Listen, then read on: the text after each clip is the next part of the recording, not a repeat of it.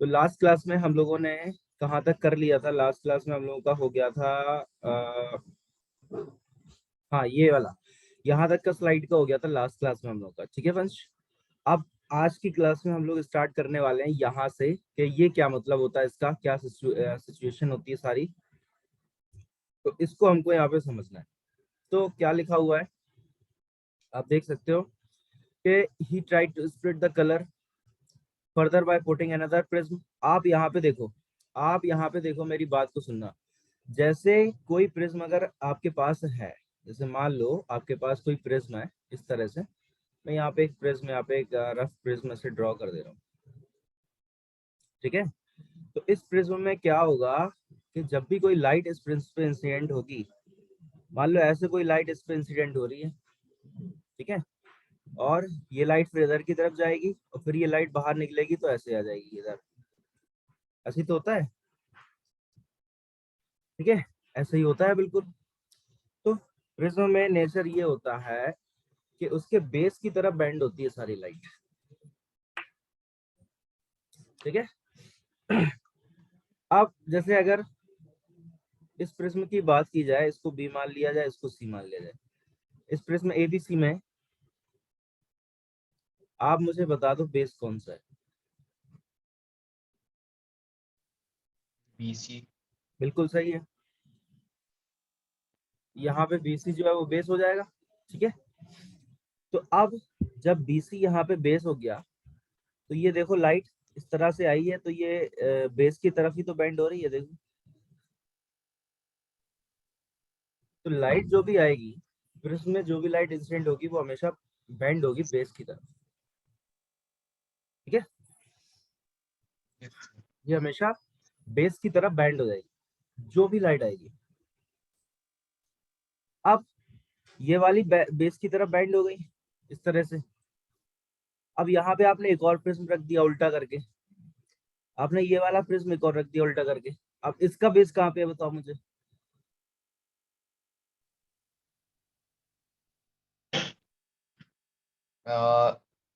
ऊपर की साइड। ऊपर की साइड है।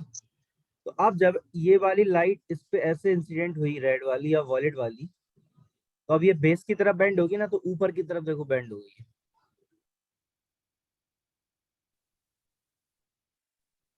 बता रही समझ? Yes sir. और फिर जब ये बाहर निकलेगी तो वही की वही व्हाइट लाइट निकल गई बाहर। यहाँ से व्हाइट लाइट इंसिडेंट हुई थी और यहाँ पे व्हाइट लाइट ही हमको मिल गई। ठीक है, क्लियर हुई बात? Yes sir. ठीक है, he formed a spectrum from sunlight and placed an identical but inverted prism in front of the prism forming the spectrum, so all the 7 colors combined by the invented prism and emerged as white light। मतलब क्या है कि अगर हम दो prism ले लें, if we have two prism, और उनको हम उल्टा रख दें एक दूसरे के बगल में, एक का बेस नीचे रख दो और एक का बेस ऊपर ऐसे रख दो। ठीक है, एक का बेस नीचे हो, एक का बेस ऊपर हो। अब यहाँ से कोई लाइट इंसिडेंट हुई, मान लो यहाँ से व्हाइट लाइट इंसिडेंट करा दी अपन ने, तो जो लास्ट में जो लाइट निकलेगी वो व्हाइट लाइट ही होगी। कैसे? ये बीच में यहाँ पे स्प्लिट हुई थी, ये बीच में यहाँ पे स्प्लिट हुई, लेकिन ये स्प्लिट जो हुई वो इस पे क्या इंसिडेंट हो गई, तो व्हाइट लाइट ही बन गई ना फिर से। मेरी बात क्लियर हो गई? बताओ। यस। ठीक है, अब आप देखो क्रिटिकल एंगल और टोटल इंटरनल रिफ्लेक्शन। ठीक है, तो इसको यार मैं तुम्हें थोड़ा डिटेल में समझाता हूँ।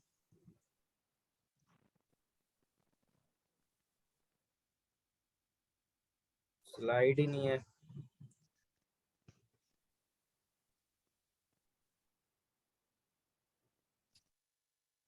एक सेकंड रुको।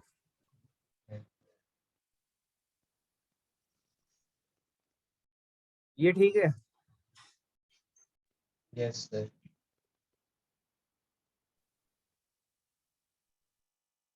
ओके, देखो सबसे पहले हम लोग समझ लेते हैं क्रिटिकल एंगल के बारे में।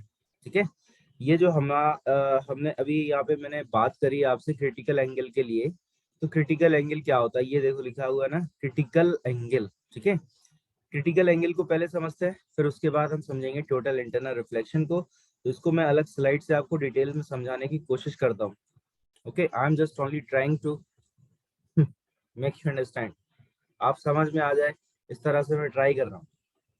और आ जाएगा, ऐसा नहीं है नहीं आएगा, आ जाएगा, आके रहेगा। ठीक है, तो क्रिटिकल एंगल की बात करते हैं।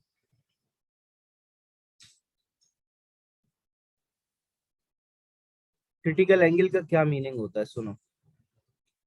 जैसे मान लो कि ये आपके पास कोई एक सरफेस है, ये आपके पास क्या है, कोई एक सरफेस है। ऊपर मान लिया यहाँ पे डेंसर मीडियम है, और नीचे मान लिया यहाँ पे रेरर मीडियम है। ठीक है, मैंने आपको डेंसर और रेरर में डिफरेंस बताया था, याद है? याद करो वो दिन, याद करो वो दिन जब मैंने डेंसर और रेरर में डिफरेंस बताया था। yes, डेंसर मीन्स क्या, जिसकी डेंसिटी ज्यादा हो। रेरर मीन्स क्या, जिसकी डेंसिटी कम हो। जैसे आपके पास दो मीडियम है, if you are having two media, air and water. Okay, air and water. Okay, so how will you distinguish between air and water, which medium is denser and which is water will be denser. water will be denser? सीधी सी बात है, जिस medium में आपको चलने में आसानी ना हो वो डेंसर है। ठीक है, आपको जिसमें चलने में आसानी ना हो वो डेंसर है, बाकी सारे रेरर। जिसमें आप आसानी से चल सको वो रेरर है। ठीक है, और इसको रिफ्रैक्टिव इंडेक्स की लैंग्वेज में कैसे एक्सप्लेन किया जाता है कि जिसका रिफ्रैक्टिव इंडेक्स ज्यादा होता है वो डेंसर होता है, और जिसका रिफ्रैक्टिव इंडेक्स कम होता है वो रेरर हो जाता है। ठीक है, तो यहाँ पे हम लोगों ने माना कि ये डेंसर मीडियम है और नीचे इसमें रेरर मीडियम है। तो इसके बाद की सिचुएशन ऐसी है कि एक हमें को यहाँ पे नॉर्मल ड्रॉ करना होगा। ये हम लोगों ने यहाँ पे एक नॉर्मल ड्रॉ किया। ये नॉर्मल क्यों ड्रॉ किया ये तो पता चली गया होगा, बताओ जरा क्यों ड्रॉ किया, क्या वजह नॉर्मल ड्रॉ करनी, क्यों करते हैं नॉर्मल, क्यों ड्रॉ करते हैं हम लोग?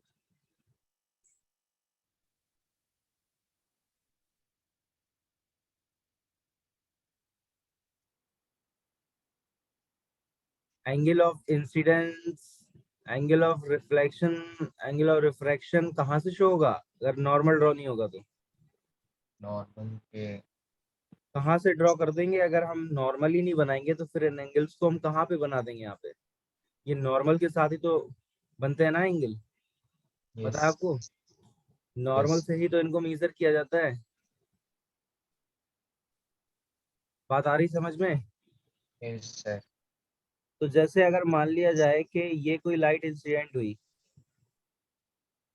ठीक है, ये मैंने बोला कि ये कोई लाइट इंसिडेंट हुई, और ये लाइट जो इंसिडेंट हो रही है वो क्रिटिकल एंगल पे इंसिडेंट हो रही है, और क्रिटिकल एंगल को मैं लिख रहा हूँ आई सी से। आई सी, ये क्रिटिकल एंगल है। आई का मतलब क्या होता है, आई को हम क्या कहते हैं? Angle of incidence. तो बस सी और लग गया तो समझ गया ना क्रिटिकल एंगल है ये। यानी इतना तो क्लियर हो गया आप कि क्रिटिकल एंगल कुछ भी है लेकिन है तो एंगल ऑफ इंसिडेंस एक टाइप का। बताओ, इतना तो क्लियर हो गया ना मेरे ख्याल से Yes sir. कि angle of incidence, sorry critical angle कुछ भी हो, इतना तो अब हमको पता चल चुका है कि जो क्रिटिकल एंगल है वो हमारा एंगल ऑफ इंसिडेंस ही है एक तरह का। और किस मीडियम में एंगल ऑफ इंसिडेंस है ये भी क्लियर हो गया कि डेंसर मीडियम में एंगल ऑफ इंसिडेंस है, क्योंकि ऊपर वाला मीडियम जिससे लाइट इंसिडेंट हुई है वो डेंसर है। देखो आप, ऊपर डेंसर है, नीचे रह रहा है।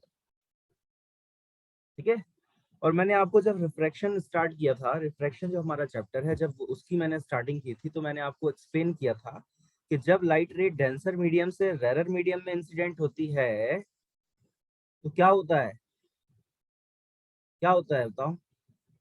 नॉर्मल लाइट से दूर दूर जाती है या फिर नॉर्मल की तरफ आ जाती है? नॉर्मल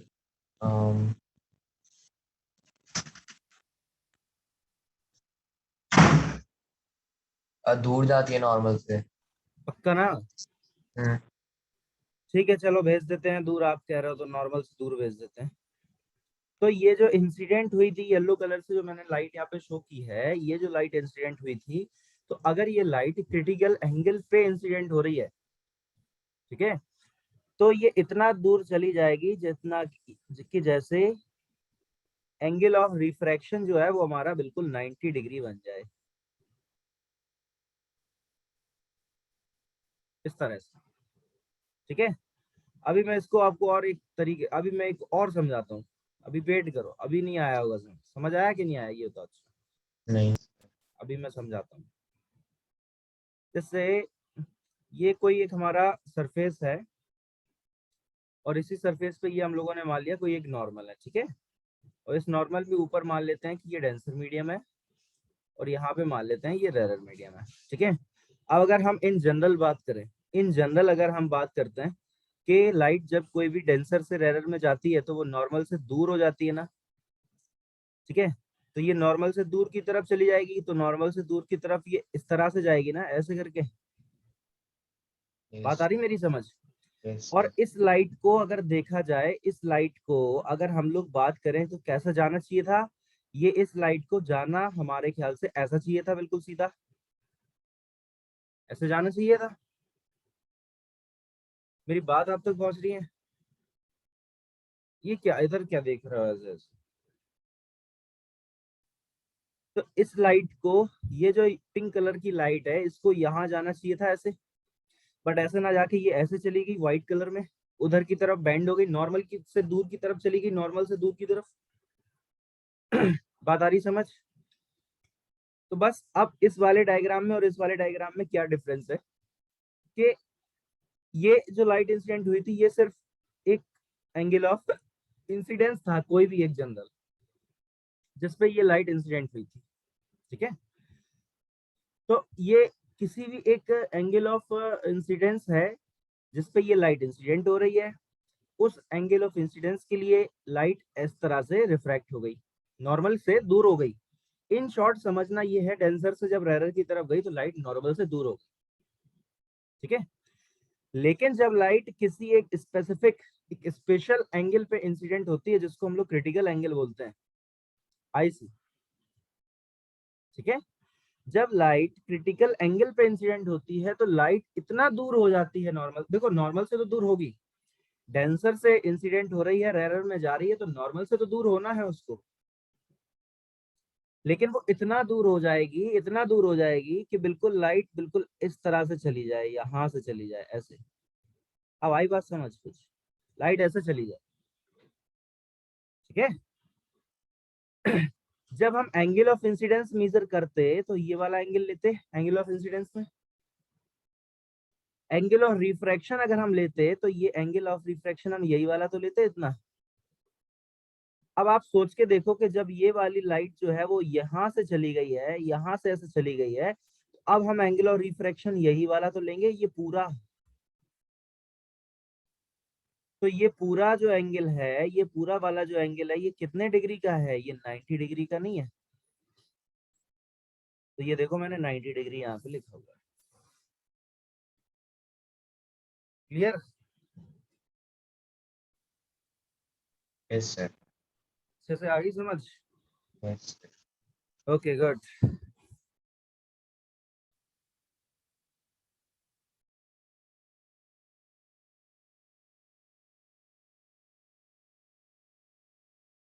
ठीक है, अगर ये चीज आपको समझ आ गई तो बड़ी अच्छी बात है। तो कॉन्सेप्ट ये क्लियर हुआ कि इसमें होता क्या है एक्चुअल में। Yes sir.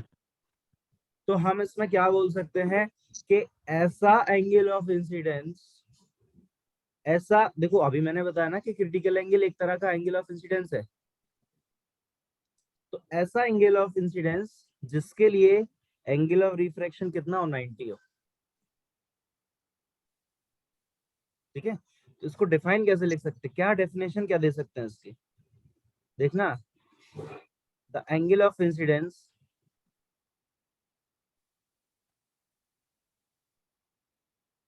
For which, the angle of incidence for which, बताओ बताओ बताओ, एंगल ऑफ रिफ्रैक्शन इज कितना, 90. 90 डिग्री।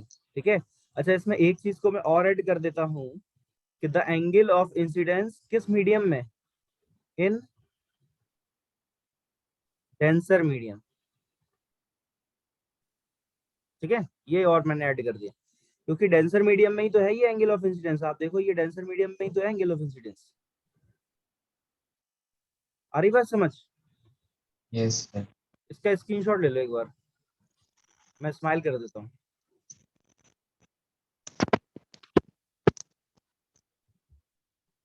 Yes, ले लिया. ठीक है, तो मेरे ख्याल से ये सब कुछ क्लियर हो गया होगा अच्छे तरीके से। Yes, sir. कोई डाउट है, कोई दिक्कत है, कोई परेशानी, दुख दर्द, कोई समस्या, No, sir.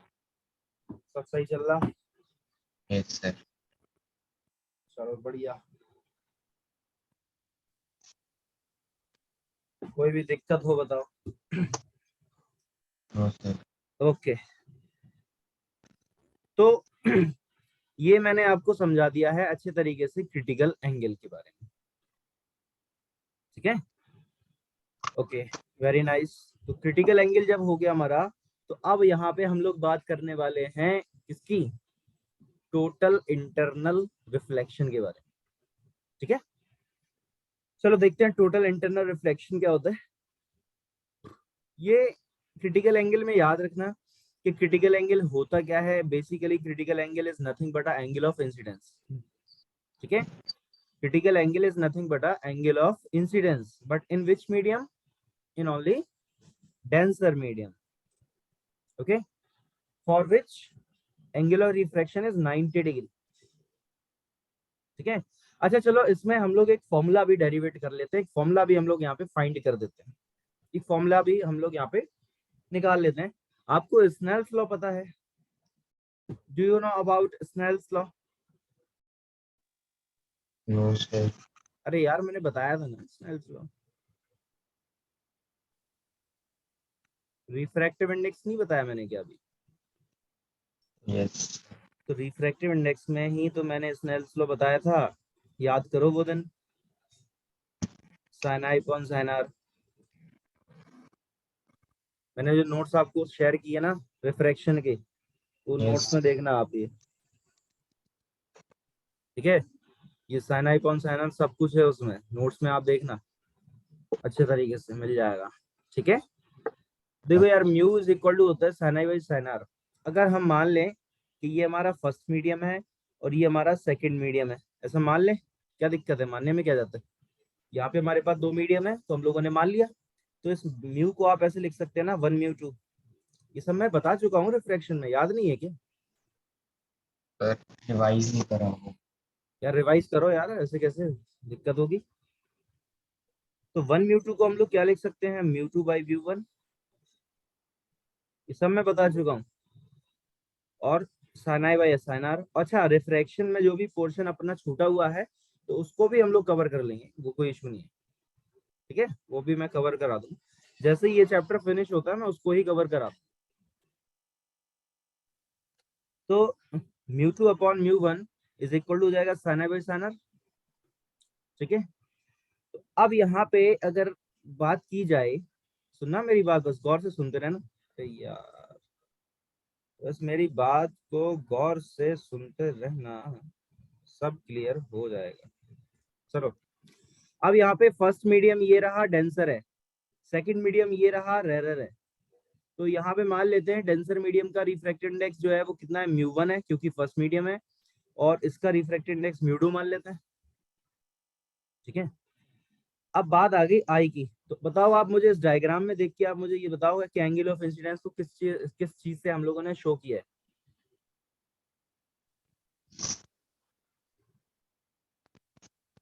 IC से. बिल्कुल, और ये म्यू 2 अपॉन म्यू 1 तो एज इट इज रहेगा, तो ये तो हो जाएगा हमारा आईसी। और यहाँ पे आप बता दो मुझे आर की वैल्यू कितनी है इस डायग्राम में? 90 90। और साइन 90 की वैल्यू क्या होती है पता है? रूट 1/2। 8 1 1 होती है। तो यहाँ से साइन आईसी का फॉर्मूला आ चुका है हमारे पास, देख लो आप, म्यू 2 बाय म्यू 1, ये देखो फॉर्मूला आ गया। ये हमारे पास साइन आईसी का फॉर्मूला आ चुका है, आ गया कि नहीं? Yes sir. ठीक है, इसका आप एक बार और स्क्रीनशॉट ले लो।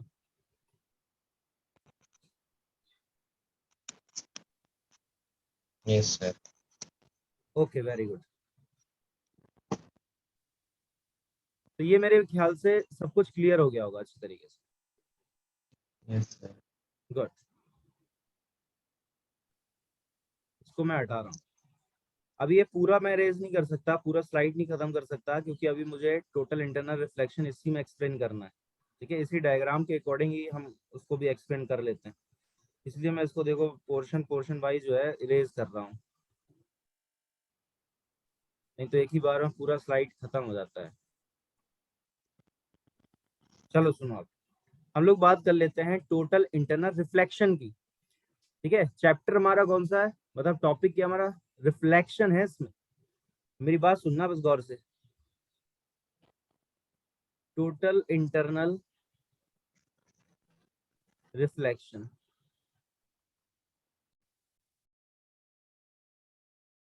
Total internal reflection. ठीक है, अब बात करते हैं हम लोग टोटल इंटरनल रिफ्लेक्शन होता क्या है यार, इसमें क्या करते हैं क्या है, चलो समझते हैं।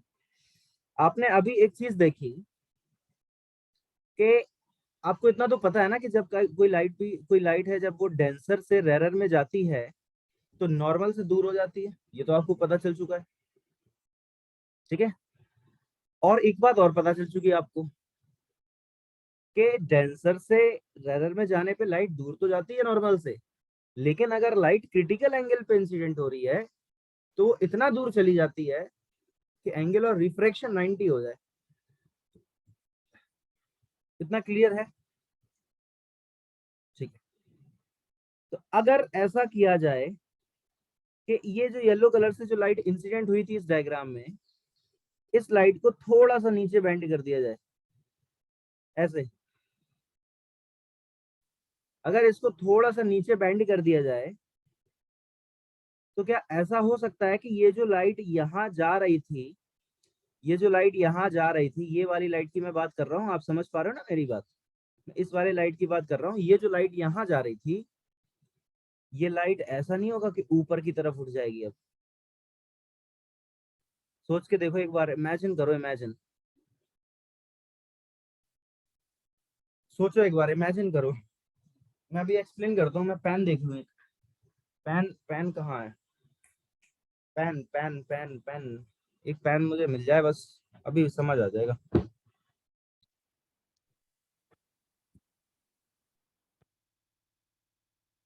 देखो, मिल गया मुझे पेन। जैसे मान लो कि ये दोनों लाइन ऐसे जुड़ी हुई है, ऐसे यस मान लो, ऐसे मान लो कि लाइन ऐसे जुड़ी है। अच्छा अभी नहीं, ऐसा है, ऐसा है, देखो ऐसा है, ऐसा है ना, ये मान लो इंसिडेंट रे है और ये आपकी रिफ्रैक्टेड रे है। अभी तो बिल्कुल 90 एंगल बनाएगी ना, नीचे से बिल्कुल सीधी है। Yes sir. ठीक है, अब जब आप ये दोनों जुड़े हुए हैं, मान के चलो यहाँ पे ये ज्वाइंट है इनका। अब आप मुझे बताओ, बिल्कुल कॉमन सेंस वाली बात पूछ रहा हूँ, कि जब ये ऐसे जुड़े हुए हैं तो इस लाइट को जब आप नीचे की तरफ ऐसे झुकाओगे तो ये लाइट अपने आप ऊपर नहीं उठेगी? Yes sir. बात आ रही समझ में? यस जब आपने जब आपने इसको, इस वाली लाइट को ऐसे नीचे की तरफ झुकाया तो ये लाइट अपने आप से ऊपर उठी। Yes sir. वही मैं बताना चाह रहा था कि जब आपने लाइट को और नीचे झुकाया, ये लाइट पहले इंसिडेंट हुई थी, अब आपने लाइट को और नीचे झुका दिया। पहले लाइट ऐसे इंसिडेंट हो रही थी, अब आपने और इसको बैंड नीचे झुका दिया, तो अभी जो लाइट यहाँ से ऐसे जा रही थी, रिफ्रेक्टेड लाइट जो इस तरह से जा रही थी, तो अब वो लाइट क्या होगी, ऊपर उड़ जाएगी, ऊपर उड़ जाएगी। क्यों जाएगी उड़? क्योंकि उसको नॉर्मल से दूर होना है, उसको नॉर्मल से दूर होना है भाई। क्रिटिकल एंगल पे जब इंसिडेंट हुई तो वो नॉर्मल से इतना दूर हो गई थी कि एंगल ऑफ रिफ्रैक्शन वो 90 बना ले।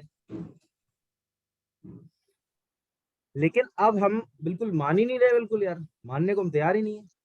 हमने क्या किया कि हमने लाइट को और नीचे बेंड करा दिया।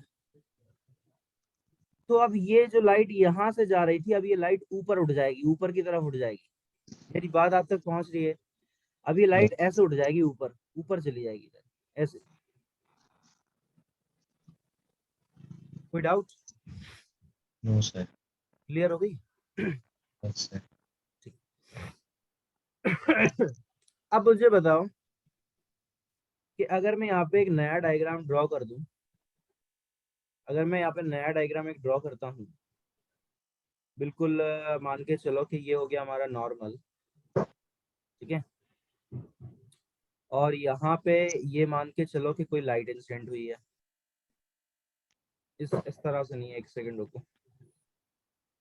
ये लाइट इंसिडेंट हुई है, ये कोई लाइट इंसिडेंट हुई है, और इसके बाद ये लाइट ऊपर उठ गई है, बैंड हो गई, मतलब ऊपर उठ गई। मतलब क्लियर हो रहा है ना? Yes sir. ऊपर कैसे उठ गई, समझ आ रहा है? इनिशियली, अगर हम लोग इनिशियली बात करते हैं कि इनिशियली लाइट कैसे इंसिडेंट हुई थी, इनिशियली लाइट इस तरह से इंसिडेंट हुई थी, ऐसे लाइट इंसिडेंट हुई थी। इनिशियल स्टेज की बात हो रही है, ये इनिशियली बात कर रहा हूं मैं। इनिशियली हमारी लाइट इस तरह से इंसिडेंट हुई थी। ये देखो मैं बनाता जा रहा हूँ डार्क डार्क, समझ पा रहे हो ना? Yes sir.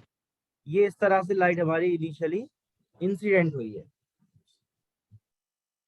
हम लोगों ने देखा कि ऊपर का मीडियम कौन सा है, बताना जरा मुझे। ऊपर का मीडियम ये डेंसर है कि रेयर है? डेंसर। बिल्कुल, ऊपर का मीडियम है डेंसर, और नीचे का मीडियम क्या है? रेयरर। रेयरर। तो मुझे पता है कि इन जनरल जब लाइट डेंसर से रेयरर में जाती तो नॉर्मल से दूर हो जाती है। और अगर यही लाइट क्रिटिकल एंगल पे इंसिडेंट होती तो बताओ कितना दूर हो जाती? 90 डिग्री। बिल्कुल सही बात है। तो यहाँ से ऐसे चली जाती, फिर ये लाइट ऐसे जाती है, ऐसे देखो ऐसे जाती है, ग्रीन कलर से जो मैंने बनाया, देखो आप देख रहे हो ना? तो ये एंगल कितना हो जाता, 90 हो जाता। लेकिन अब मैंने इसी लाइट को और बेंड कराया, तो ये वाली लाइट ऊपर उड़ गई, ठीक है। तो ये लाइट जो है, ये जो ग्रीन कलर से आप लाइट देख रहे हो, जिसको मैं अब येलो कलर से बना रहा हूँ, ये टिक जो लगा रहा हूँ, इस लाइट को जो आप देख रहे हो ना, तो ये लाइट अब उसी मीडियम में वापस लौट गई ना, जिस मीडियम से वो इंसिडेंट हुई थी। देख लो, डेंसर मीडियम से ही ये लाइट इंसिडेंट हुई है, ब्लू वाली। और ये जो लाइट है ग्रीन वाली, ये डेंसर मीडियम में वापस लौट गई, देख लो आप। तो यार ये क्या हो गया, ये रिफ्लेक्शन ही तो हुआ है। रिफ्लेक्शन में मीडियम चेंज होता है क्या? रिफ्लेक्शन कौन से सरफेसेस से होता है? जिस सरफेस में पॉलिश होती है। लेकिन यहाँ बिना पॉलिश के रिफ्लेक्शन हो गया, देखो। यहाँ पे आप सरफेस जो देख रहे हो, ये रेड वाली जो सरफेस है, क्या इस पे पॉलिश है? नहीं है। तो बिना पॉलिश के यहाँ पे रिफ्लेक्शन हो गया। मेरी बात क्लियर हो रही है? समझ पा रहे हो ना अच्छे से? ठीक है, वेरी गुड। तो ये एक टाइप का देखा जाए, एक टाइप का ये स्पेशल केस है, स्पेशल केस है ये टोटल इंटरनल रिफ्लेक्शन, जिसमें हम लोग करते क्या है, रिफ्लेक्शन कराते हैं रिफ्रैक्टिंग सरफेस से। इस सरफेस को क्या बोलोगे?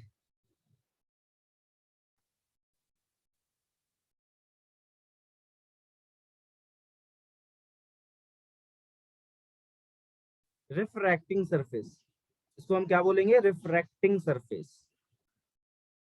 ठीक है, तो रिफ्रैक्टिंग सरफेस से रिफ्लेक्शन हो गया यार, कितनी मतलब बेहतरीन बात है, देखो तो। ठीक है, तो मेरे ख्याल से अभी ये क्लियर हो गया होगा, इसकी स्क्रीनशॉट ले लो एक बार जल्दी से।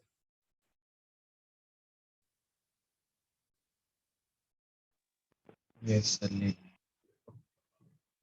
तो ये पूरा स्लाइड क्लियर है आपको, अच्छे तरीके से समझ आ गई बात? यस कोई डाउट, कोई दिक्कत नहीं है?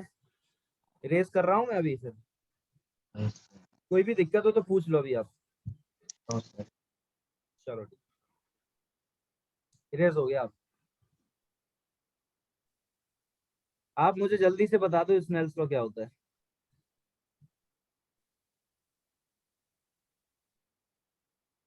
जल्दी बताओ। अभी तो लिखा था formula, sine i upon sine r is equal equal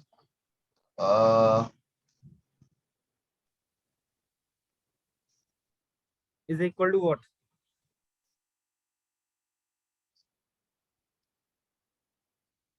अरे रिफ्रैक्टिव इंडेक्स यार, रिफ्रैक्टिव इंडेक्स भूल गए? Mu equal to sine i by sine r. याद करो वो दिन जब मैंने ये एक्सप्लेन किया था, याद आ रहा है वो दिन? यस हाँ, तो याद आने चाहिए फिर वो दिन। ये वाला कितना बढ़िया फॉर्मूला बताया था मैंने आपको, देखो मैं यहाँ पे हार्ट बना देता हूँ, देखो।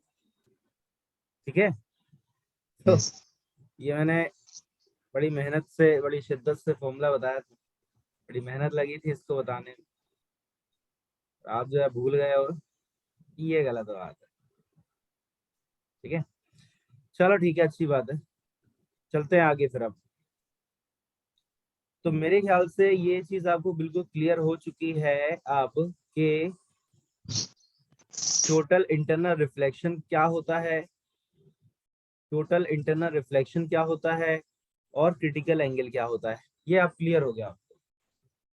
अब इनको यहाँ पे जो डेफिनेशंस मैंने लिखी है, एक ऑफिशियल डेफिनेशन जो होता है बुकिश लैंग्वेज वाला ऑफिशियल डेफिनेशन उसको कहते हैं, अभी तो मैंने एक रफली एक्सप्लेन किया है। तो अब ये जो ऑफिशियल हमारी लैंग्वेज यहाँ पे लिखी है वो क्या लिखी है उसको हम लोग देख लेते हैं। So when light enters obliquely from a denser medium to a rarer medium and the angle of incidence exceed critical angle, ठीक है, the light reflect in the denser medium, so this is called internal reflection।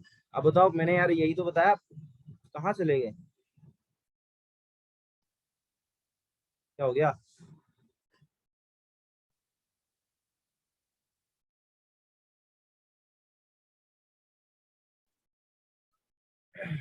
तो total internal reflection में आपको कोई doubt नहीं है। अब हम लोग बात यहाँ पे कर लेते हैं, condition necessary for internal reflection. Total internal reflection के लिए क्या क्या कंडीशंस होनी चाहिए वो हमको जानना बहुत जरूरी है। Light should be enter obliquely from a denser to rarer. यार ये बात बिल्कुल फैक्ट है कि लाइट जब डेंसर से रेरर से इंसिडेंट नहीं होगी, अगर लाइट डेंसर से ना इंसिडेंट हुई तो वो नॉर्मल से दूर हट नहीं पाएगी। नॉर्मल से दूर हटनी चाहिए ना लाइट, नॉर्मल से लाइट दूर हटनी चाहिए। तो नॉर्मल से लाइट दूर कब हटेगी? जब वो डेंसर से रेरर में जाएगी। अगर डेंसर से रेरर में नहीं जा रही लाइट तो नॉर्मल से दूर हट नहीं पाएगी। जब वो नॉर्मल से दूर हट नहीं पाएगी तो वो फिर उसी मीडियम में वापस भी नहीं आ पाएगी, और जब वो उसी मीडियम में वापस नहीं आ पाएगी तो फिर टोटल इंटरनल रिफ्लेक्शन ही नहीं हो पाएगा। तो ये बड़ी इंपॉर्टेंट एक कंडीशन है कि जो भी लाइट है वो डेंसर मीडियम से रेरर में जानी चाहिए। ठीक है, नेक्स्ट क्या है? The angle of incidence should exceed critical angle. जैसे मान लो कि लाइट हमारी किस एंगल पे इंसिडेंट हो रही है, मान लो ये थीटा है, ये जानते हो क्या होता है? Sir theta. हाँ, थीटा। तो लाइट अगर हमने माना कि थीटा एंगल पे इंसिडेंट हो रही है, तो थीटा की वैल्यू जो है वो क्रिटिकल एंगल से कैसी होनी चाहिए? ज्यादा। यहाँ पे लिख रहा हूँ मैं, theta is greater than IC. IC का मतलब तो समझ गए हो ना, critical angle. IC means what, critical angle. ठीक है। तो टोटल इंटरनल रिफ्लेक्शन के लिए ये दो कंडीशंस होना जरूरी है। पहली क्या है कि लाइट इंसिडेंट होनी चाहिए डेंसर से रेडर में। दूसरी इंपॉर्टेंट कंडीशन क्या है कि लाइट जिस एंगल पे इंसिडेंट हो रही है वो एंगल क्रिटिकल एंगल से ज्यादा होना चाहिए। क्योंकि अगर लाइट क्रिटिकल एंगल पे इंसिडेंट होगी तो उसके लिए एंगल और रिफ्रैक्शन 90 हो जाएगा। लाइट उस मीडियम में वापस नहीं जाएगी, लाइट उस मीडियम में वापस नहीं जाएगी। जबकि लाइट कैसे, ऐसे चली जाएगी, यहाँ ऐसे चली जाएगी, ऐसे जाएगी लाइट। बात आ रही समझ? लाइट उसी मीडियम में वापस लौट के नहीं गई, लाइट बस ऐसे चली गई है। लेकिन जैसे ही हम लोगों ने एंगल ऑफ इंसिडेंस को बढ़ा दिया, एक्सीड किया, तो लाइट अब उठ गई ऊपर। वही समझ गया ना, ये यहाँ पे ज्वाइंट है, समझ रहा है ना, ये यहाँ पे ऐसे ज्वाइंट है। जैसे ही आपने इसको नीचे की तरफ खिसकाया तो ये लाइट अपने आप ऊपर उठ गई। तो बस ये चीज है, बताओ कोई डाउट है? सिंपल हो गया। अब हम लोग यहाँ पे बात कर लेंगे रेनबो की। ठीक है, तो बताओ रेनबो क्या होता है? It is a natural spectrum. ये रेनबो भी मैंने एक्सप्लेन किया था आपको लास्ट क्लास में। मैंने आपको बताया था कि जैसे वाटर ड्रॉपलेट है, जब वो एटमॉस्फेयर में वाटर ड्रॉपलेट रह जाते हैं बारिश होने के बाद, मान लो थोड़ा वाटर ड्रॉपलेट कुछ रह गए हैं, अब इस इन वाटर ड्रॉपलेट्स पे क्या होगा, सनलाइट गिरेगी, धूप निकलेगी तो सनलाइट गिरेगी इस पे। ठीक है, सनलाइट गिरने से क्या होगा कि यहाँ से क्या होगा, सनलाइट से जो लाइट, मतलब सन से जो लाइट आती है वो कैसी लाइट आती है, व्हाइट लाइट आती है, व्हाइट लाइट होती है। और व्हाइट लाइट जो होती है वो कितने कलर से मिलकर बनती है? व्हाइट लाइट जो होती है वो 7 कलर से मिलकर बनती है। इन 7 कलर्स को क्या कहते हैं? जल्दी जल्दी बोलो बोलो बोलो, क्या कहते हैं इसको? Violet, indigo, orange. नहीं नहीं, सीक्वेंस में बताओ। आपको मैंने बोला था ना ये याद कर लो विबग्योर, ये मैंने बोला है आपको, इसको याद करो, ये पूरा सीक्वेंस है। तो violet, indigo, blue, green, yellow, orange, red, ये बनता है। ये याद करो इसको, विबग्योर, विबग्योर कहते हैं इसको, विबग्योर। इसको बस, इसको याद कर लो ना, विबग्योर, यही पैटर्न होता है। तो बस याद रखना कि रेड कलर सबसे ऊपर होगा, ऊपर होगा, और वॉयलेट कलर सबसे नीचे होगा, बस इसको याद रखना है। और बाकी तो फिर ये बीच में आ ही जाएंगे ना, एक्सट्रीम कलर्स याद रख लोगे तो फिर वो बीच के तो बन ही जाएंगे। एक्सट्रीम कलर याद रखो, ठीक है। तो यहाँ पे मैंने आपको बताया कि जब ये लाइट, व्हाइट लाइट इंसिडेंट होगी तो ये कितने कलर्स में बढ़ जाएगी, 7 कलर्स में। तो ये 7 कलर्स में बढ़ जाती है यहाँ से 1 2 3 4 5 6 7, इस तरह से। ये डायग्राम देखो बना तो है, यहाँ पे मैंने ड्रॉ किया तो है ये डायग्राम। तो यहाँ से ये देखो एक्सट्रीम कलर ही इसमें बनाया गया, सिर्फ 2 ही कलर बनाए हैं मैंने, 2 ही कलर वाला डायग्राम मैंने यहाँ पे लिया है। बाकी बीच में वो कलर बने हुए हैं, वो अंडरस्टूड है ठीक है। लेकिन मैंने यहाँ पे सिर्फ 2 ही कलर ड्रॉ किए हैं। एक्सट्रीम कलर जो है, एक तो आप वॉयलेट कलर को देख सकते हो, एक रेड कलर देख सकते हो, ठीक है। और फिर ये जब बाहर निकलता है, यहाँ से रिफ्रैक्शन होके बाहर निकलता है, तो इससे हमको एक स्पेसिफिक पैटर्न दिखाई देता है। उसी स्पेसिफिक पैटर्न को हम कह देते हैं रेनबो, सिंपल है। उसी पैटर्न को हम क्या कह देते हैं, रेनबो। डेफिनेशन क्या होता है? It is a natural spectrum appearing in the sky after rain shower, rain shower. So rainbow is observe in the direction opposite to the sun. Sun के ऑपोजिट डायरेक्शन में होता है रेनबो, सन के opposite direction में rainbow होता है। मेरी बात क्लियर हो गई? ठीक है,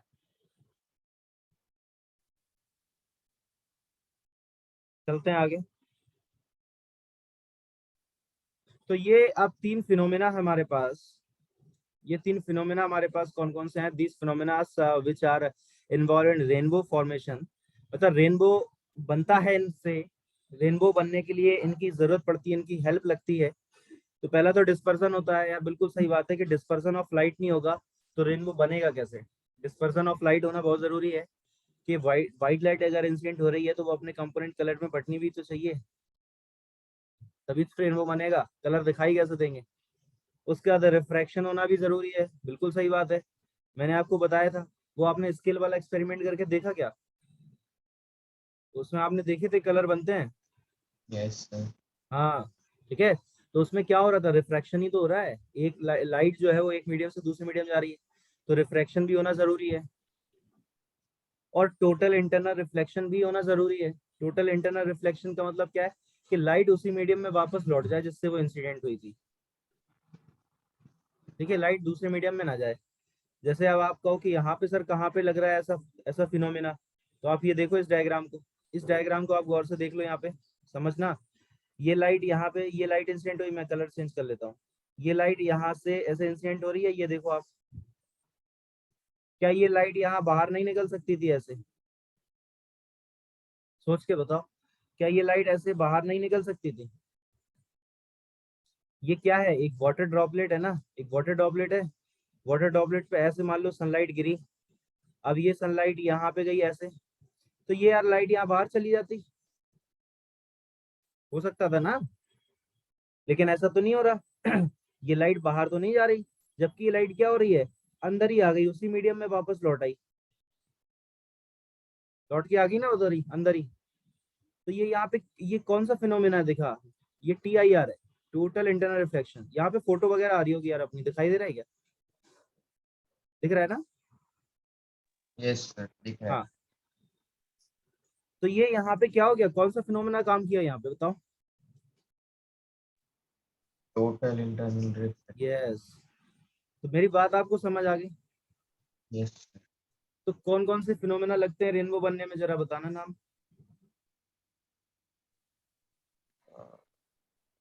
नाम बताओ, कौन कौन से तीन, अरे तीन फिनोमेना अभी बताया ना मैंने। तीन फिनोमेना लगते हैं ना रिफ्रे इसमें, रेनबो में। ये TIR। हाँ, पहला हो गया TIR,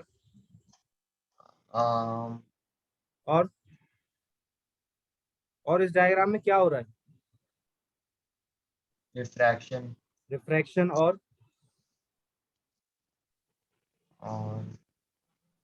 और क्या हो रहा है? डिस्पर्सन। Yes sir. डिस्पर्सन भी तो हो रहा है भाई। Yes sir. भाई साहब, डिस्पर्सन भी तो हो रहा है भाई साहब, नहीं हो रहा? Yes sir. ये देखो, लिखा है सब मैंने यहाँ पे स्पेशली, क्या क्या लिखा है देखो आप। डिस्पर्सन हो रहा है, रिफ्रैक्शन हो रहा है, और इंटरनल रिफ्लेक्शन भी है। ठीक है, चलो। Some water droplet remain suspended in air after rain, बिल्कुल सही बात है भाई, मैंने बताया कि एटमॉस्फेयर में क्या होता है, बारिश होने के बाद कुछ ड्रॉपलेट्स रह जाते हैं।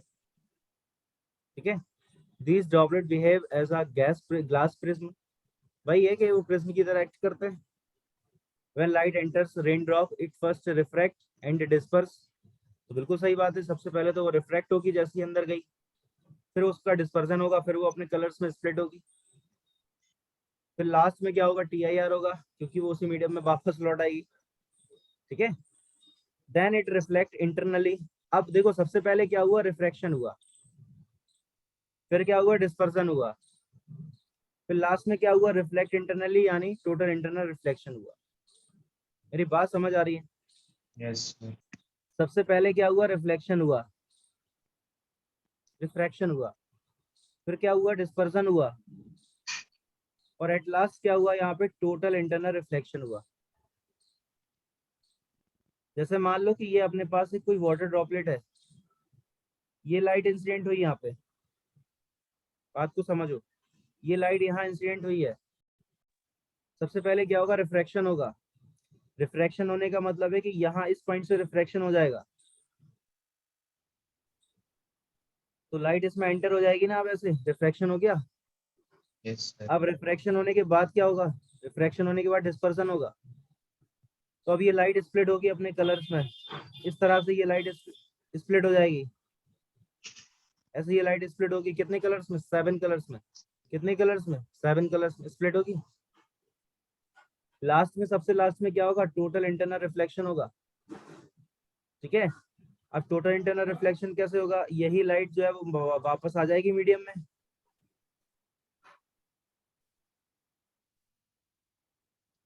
क्लियर होगी बात? यस। अच्छी तरीके से समझ आई? यस तो बस इतना हो जाता है यहाँ पे, ठीक है। कोई दिक्कत है? No sir. चलो, तो रेनबो तक आज हम लोगों ने कंप्लीट कर लिया है। आज की क्लास में हम लोग इतना ही रखेंगे। अभी 8:30 पे मेरा एक और क्लास है, ठीक है। आज मैं लेट वैसे ही हो गया था यार आपकी क्लास स्टार्ट करने में। तो नेक्स्ट क्लास में अब हम लोग स्टार्ट करेंगे एटमॉस्फेरिक रिफ्रैक्शन से। अब तो हमारी नेक्स्ट क्लास मंडे को ही होगी फिर, यस सर। ठीक है। तो आज की क्लास में हम लोग इतना ही रखते हैं और मिलते हैं अब हम लोग मंडे को नेक्स्ट क्लास में।